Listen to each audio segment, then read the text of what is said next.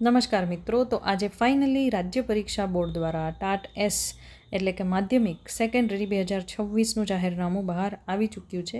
PDF તમે screen પર જોઈ શકો છો. કાર્યક્રમની વાત કરી લઈએ તો જાહેરનામું પ્રસિદ્ધ કર્યાની તારીખ 12 ફેબ્રુઆરી 2026. ઉમેદવારો માટે રજિસ્ટ્રેશન ફોર્મ ભરવાનો સમય છે 18/2 થી 27 ફેબ્રુઆરી 2026 સુધી. ઓનલાઈન ફી 18 ફેબ્રુઆરીથી 28 ફેબ્રુઆરી 2026. પ્રાથમિક પરીક્ષા બહુ વિકલ્પ હોય છે જે MCQ તે છે 26 એપ્રિલ. હું રિપીટ કરું છું, 26 એપ્રિલે તમારી પ્રિલિમ સેકન્ડરીની પ્રિલિમ 26 એપ્રિલ 2026 છે. મુખ્ય પરીક્ષા તો છે જૂન 2026માં. જૂનની ગમે તે તારીખ હોઈ શકે. વર્ણનાત્મક જે મુખ્ય પરીક્ષા હોય છે તે છે જૂન મહિનામાં. તો વિષય તમે જોઈ શકો છો. ગુજરાતી માધ્યમ માટે આ બધા ગુજરાતી, હિન્દી, ઇંગ્લિશ બધા વિષયો છે. અંગ્રેજી માધ્યમ માટે પણ તેવા સેમ વિષય છે. શૈક્ષણિક લાયકાત તમે જોઈ શકો છો, વાંચી શકો છો.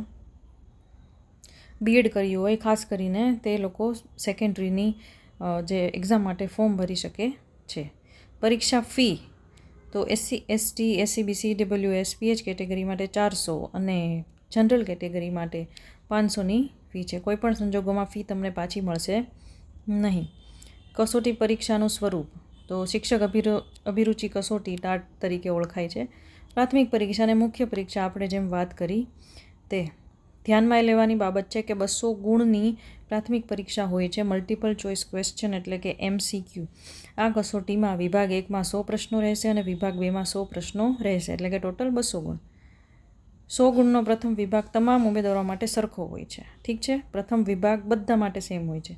પણ જે બીજો વિભાગ છે 100 ગુણનો, તે જે તે વિષયના ઉમેદવાર હોય છે, જે અરજી કરેલી હોય છે, તમે ચૂઝ કરેલો હોય, તમારો જે વિષય છે તેના આધારિત હોય છે. અને બંને વિભાગનું સળંગ એક જ પ્રશ્નપત્ર રહેશે. સમયની વાત કરીએ તો 180 મિનિટ.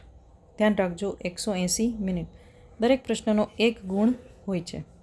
4 વિકલ્પમાંથી જે સાચો હોય તે પસંદ કરવાનો રહેશે. અને આમાં માઇનસ સિસ્ટમ છે 0.25 ગુણ. હું રિપીટ કરું છું, માઇનસ સિસ્ટમ છે, એટલે એ રીતે તમારે અટેન્ડ કરવાના છે.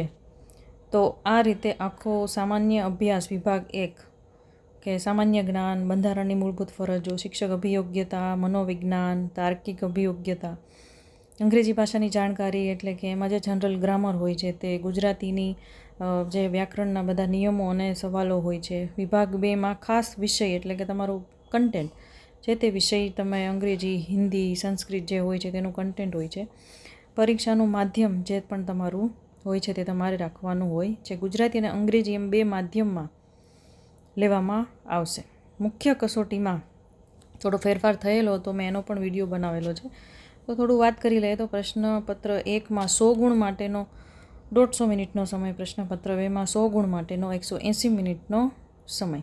પ્રશ્નપત્ર 1 ભાષા ક્ષમતા, ગુજરાતી ભાષા ક્ષમતા 100 ગુણ અથવા અંગ્રેજી ભાષા ક્ષમતા. અંગ્રેજી માધ્યમ માટે ગુજરાતી માધ્યમમાં તમે ભરેલું હોય તો ગુજરાતી ભાષા ક્ષમતા, ગુજરાતી માધ્યમમાં અંગ્રેજીમાં ભરેલું હોય તો તે રીતે. તો આ રીતે તેનો અભ્યાસક્રમ છે,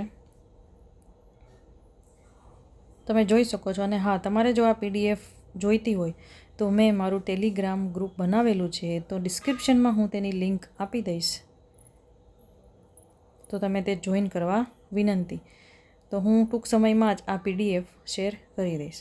તો આવા જ અન્ય વિડીયો જોવા માટે સબસ્ક્રાઈબ કરો મારી ચેનલને. Do like, share and subscribe.